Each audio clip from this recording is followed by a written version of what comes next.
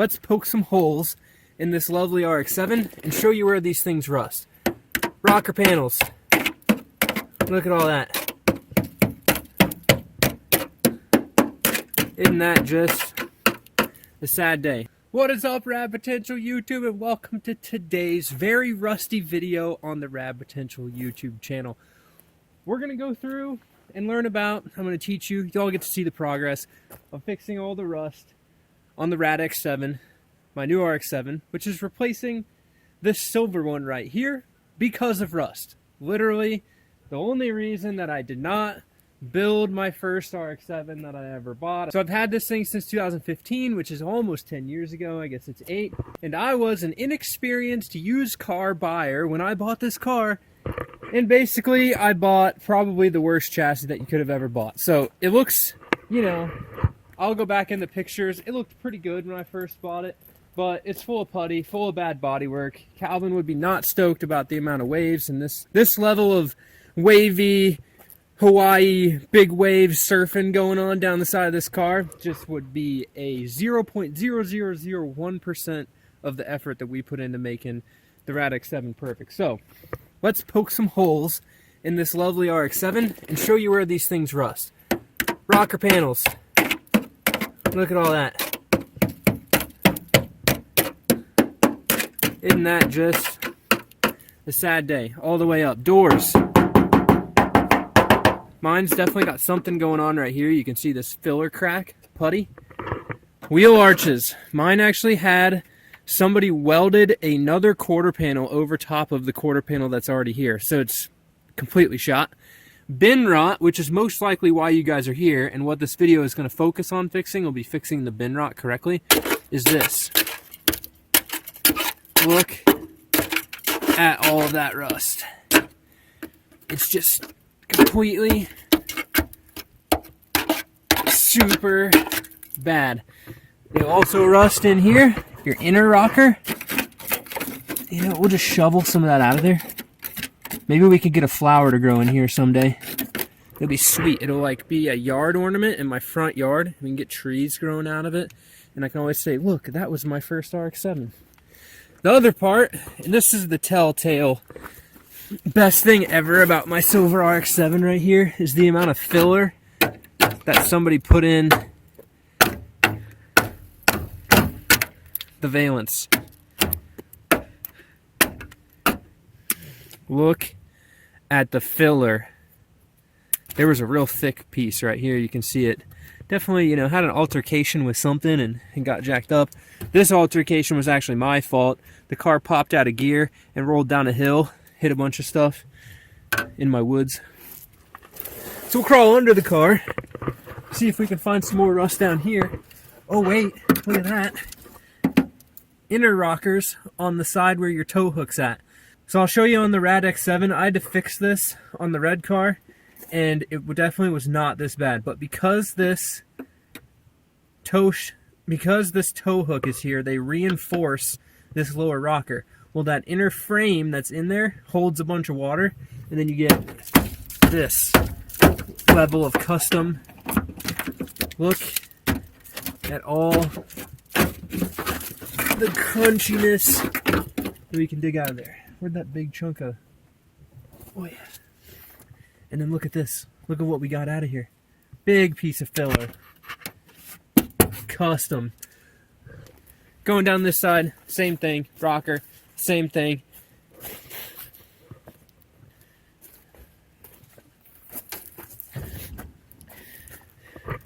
Moving to the hood. The hood frame is glued.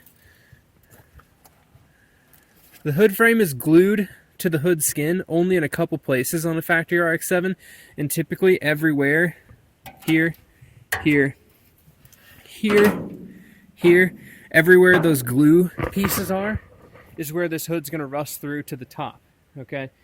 On the RADX7, which I'll show you eventually when I get the hood back from Calvin, we had some issues with it during paint.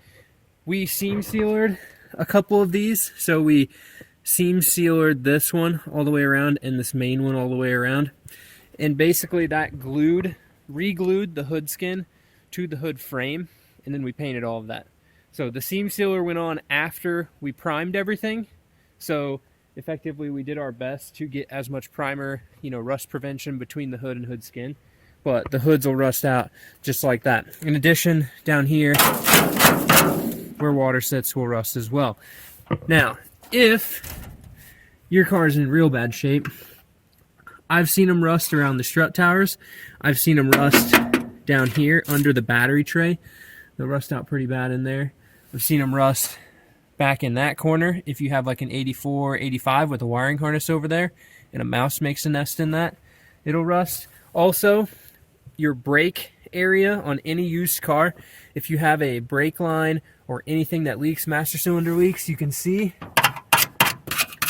it'll rip all the paint off down here and you'll get rust through to the inner fender. So I'm not going to pull the carpet out of the silver car to show you where it's rusty in the floor, but I've already fixed all the holes in the floor on the RADX7. So let's take a little journey and check out fixing all of that.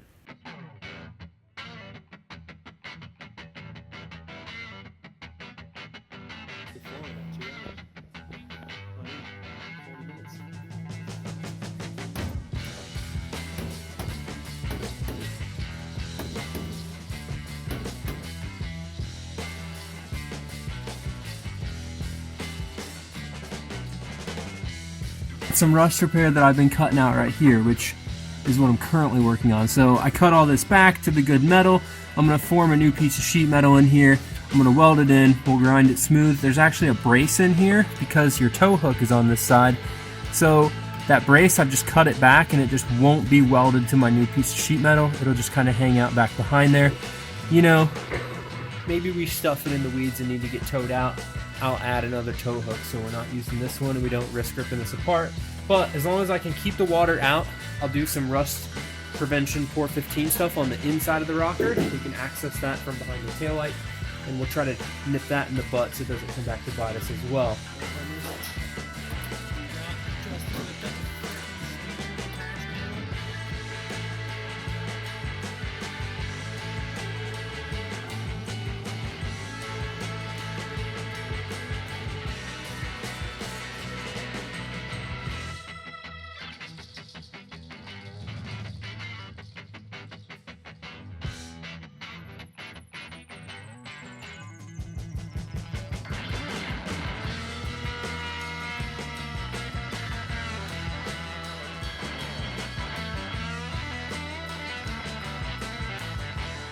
What you're seeing here is POR 15. This is a rust prevention, rust proofer, rust neutralizer kind of stuff. So I put a rust neutralizer down, then the black POR 15 stuff. And what this does is it gives you that rehabilitated surface, okay? It's designed to go over rust. You're not supposed to clean all of the rust off. You just knock the scale off and put this stuff down. However, it's not UV resistant, so you can't put this stuff anywhere that's going to see sun. Okay, so this works really well for areas like this, where this is better than paint because it resists and neutralizes the rust and bonds to the metal chemically versus just sitting on the metal physically like paint does. So I had to patch a bunch of different holes over here. These cars, if your door seals leak, they will rust out around the seat brackets. Water will sit in there and the seat brackets will rust out. When I cut the seat brackets out of this car, as you can see here, this is the old seat bracket. It's torched. This is a section of floor that went right here, as you can see. Everywhere in there was too thin for me to be comfortable making a new seat bracket. So I couldn't weld to it because I was going to blow through the rusty floor. And I didn't want to be sitting in my seat and like hit the brakes and then the front of my seat go through the floor. So I cut out the sections of the floor up to the factory frame rail, welded those back in. I had some rust over here in the rocker panel as well, the inner rocker. Be careful when you do cut this out so that you can leave the lower rocker, and then I spot welded my floor back to that lower spot just like it was done from the factory. This is definitely not the cleanest, factory perfect. You can't even tell I fixed it right? You can see where I put new metal in. I didn't do the bead rolls and stuff, because this car is forever going to be like that little tinker knob, that potentiometer, where you just It's the car that it's my permanent project car that will never be done, right? You just come out here and like, I want to do an IRS swap, or I want to do this. So this is my potentially probably going to end up cutting this floor out and doing a flat floor and remaking a whole bunch of stuff and down the road fix. Now, the reason that you guys are here, the most common rust on RX7s. So from the factory, Mazda was very dumb in this location. There's multiple layers of steel here, and they didn't do a very good job of preventing water from getting between them. Here on the right is your suspension mount. This is very thick steel that is then welded to the floor right here. And then you have your inner fender liner, which is this real thin bit, your wheel well, that is welded to that. Okay, so there's 2 layers of steel there, right? You have suspension mount, floor, with the sheet metal welded on top of it. Now, that was definitely not strong enough, so Mazda came back, probably game time decision, and they added this plate right here. This plate is 100% an afterthought. They slapped this thing on here and then spot welded it in. You can see all of the holes I drilled in this piece is where all the spot welds are, and then I pried this piece off. They did not paint behind this, nor did they seam sealer around the edge, so water gets back behind there and you can literally see all the rust that accumulates behind here. And this rust probably won't look as bad, but when you take this plate off, you're going to have more rust in this thin sheet metal. So my process: cut out all of the rusty metal. You can lay a plate on this and weld it in and cover it up if you want, but I don't want to have to deal with this again. So get rid of all the rusty metal, get all this stuff cleaned up. I'm going to cut a plate that fits in here. It's going to overlap this edge by probably 1/4 of an inch all the way around. That's going to tie in the sheet metal to the suspension mount. That plate, I'm going to weld it all the way around this upper link, and then I'm going to drill holes and spot weld it just like the factory locations are.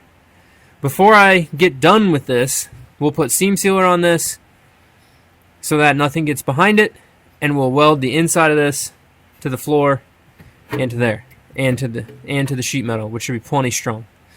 So that's the goal for this side. The panel that goes on here is mirrored on the other side. I tried to just cut the same amount on both sides so that the piece of steel that I've cut out will be heavy. I'm going to use a thicker gauge piece of steel for this. I am not going to try to layer it like stock, right? So if you were to put it back together like stock and you're going to remake this braced plate here, you would weld in a piece of, this is probably 20 gauge steel, the sheet metal, the factory inner fender. You would weld that in, grind it smooth, spot weld it back to here like factory. Then you would take a piece of probably 14 gauge, which is about how thick this is. You would cut this piece out, stick it on top of all of that, and then spot weld all of that together. I would still recommend seam sealing around the outside of this. Even if you have probably like a good condition car, right? Like your car's not rusty, it looks really nice under there. If there's just an undercoat in here, something you can probably do to prevent this rust from happening would be to get in here and prevent water from making it behind that brace plate, because that is where the rust starts happening. It happens in between the pieces of metal and then expands and grows out, versus a scratch through your undercoat that then rusts from the outside in. So let's get this plate fitted in here, get this thing welded up, and we'll see how it looks when we're done. Guys, you ever just sit down and look at your car after you just welded all the holes shut from 40 years of rust and grime and dirt, and not really so much neglect, but neglect of keeping it out of grass fields and letting it break? And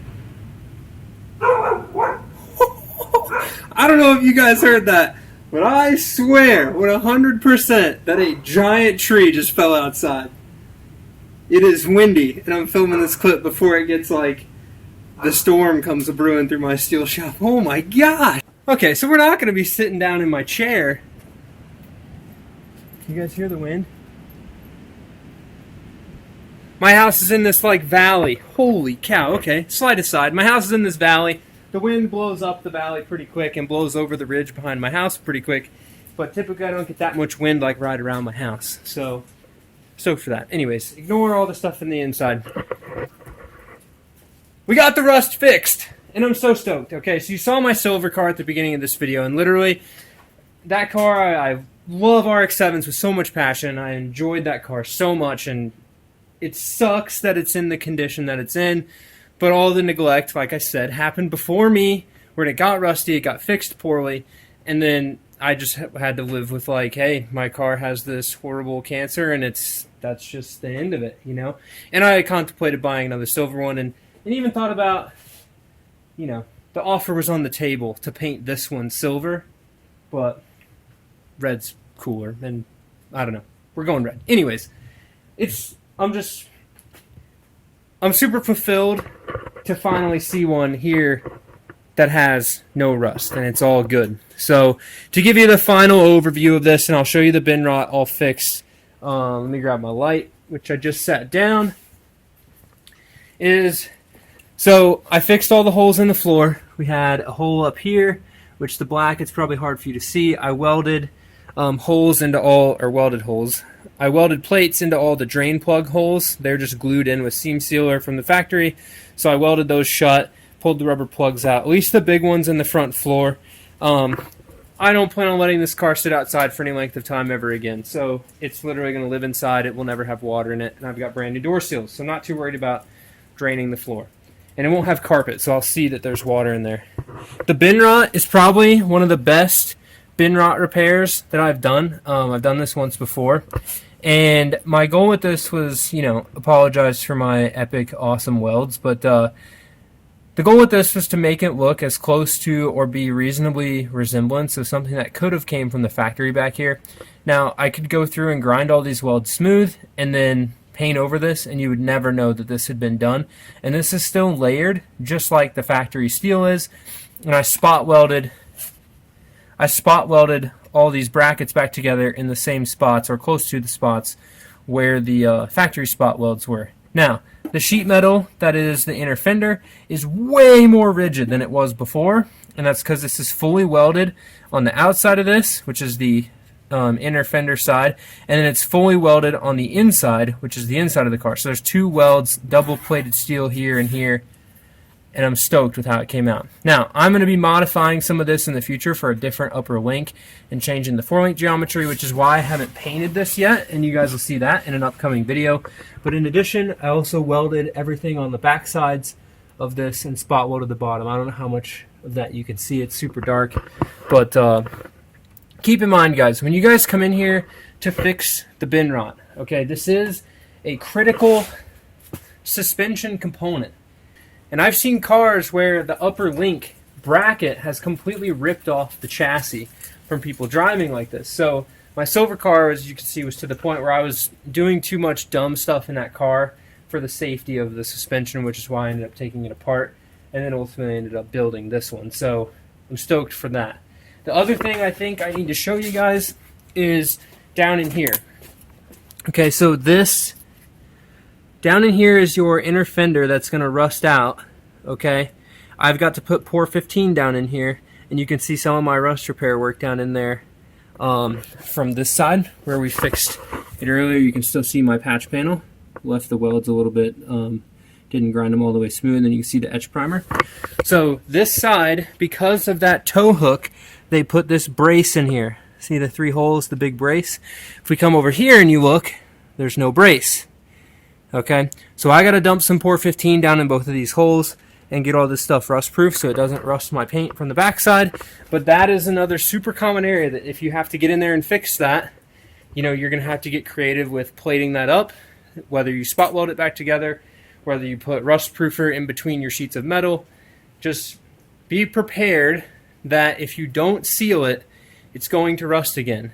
Regardless of, you know, even if you keep it inside, cars that are still have a lot of bare metal on them, even kept inside if they're not well kept for, the humidity changes, condensation, like just make sure you're thorough when you do fix your rust. And, you know, I've got seam sealer on all these plates from the bottom. So this side where I've welded these plates in, the overlapping, like small 1/2 inch that these plates overlap the existing floor.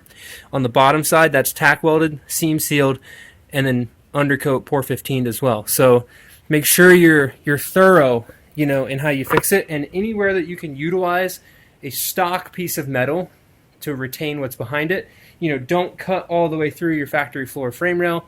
Cut to it, strip the spot welded steel off, put your plate back on it, and re-spot weld it. It'll be way better than, you know, just chopping everything up and welding it all together and then just letting it be. So that is my rust repair saga. The one other part of this car, which, you know, it's the only part of the car that didn't get fixed perfect, but it's somewhere we can fix it down the road if it comes back. So back under here, okay, you can kind of see a little hole right there after I just pulled my my jack out. There was some previous like fiberglass repair work to some of the rust that was back here. And where this rust leads or comes out is actually, you can see this little hole right here that's still there. And then there were some pinholes in this part above the bumper. Okay, now this hole right here, if I were to cut that out, there is 3 sheets of metal that are pinched together at this pinch weld, and there's 2 sheets of metal in that area right there. So I didn't want to cut that out to fix the rust because I would have had to find some way to layer 2 sheets of steel back together and then rust proof all of it and go back together, and it was going to be a huge headache. And with the time frame that I wanted this car done and painted, that was the one spot that we just didn't fix it. So, you know, we got it covered. I got rust neutralizer in there as best I could, and we're just going to roll with it. But, you know, if there's one, like, if I could go back and do it again, you know, and like acid dip the whole car and fix it, then we would fix everything right. But, you know, that spot, and then I also had some rust bits up in here, which we rust neutralized and then just seam sealed over the rust holes. So there's a couple places, like, you know, on your car, you got to kind of pick and choose what's within the scope of your work, especially when it comes to rust repair.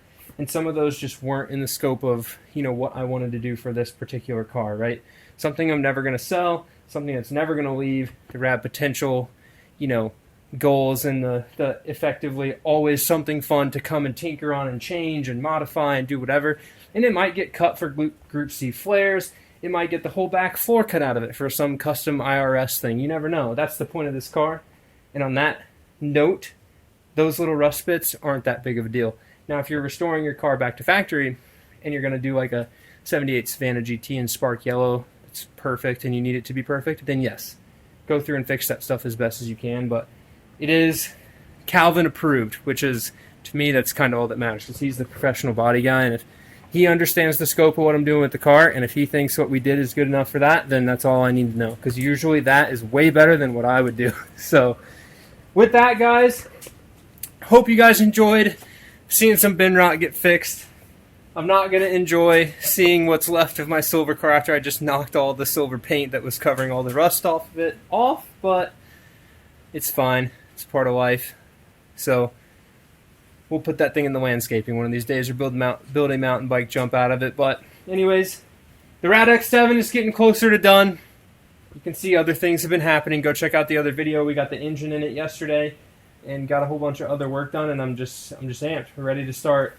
You know, when my injectors get back from getting cleaned, we'll put those in. When the material to finish the exhaust gets here, we'll finish that up, and then I'm going to make some seat brackets for it tonight and get some of the interior bits going. I got to get the Pour 15 in the middle of that area and stink up the shop again. So definitely, if you want to follow the build, I can tell you, to the people that have seen the livery, my like sketchy rendering of it, this car is going to be sick, and it's going to be sick really fast, because March 11th is exactly 28 days away. And yeah, I might be driving the RX7 at that track day, but probably not, because I will finish this. Let's find the dog. Letty!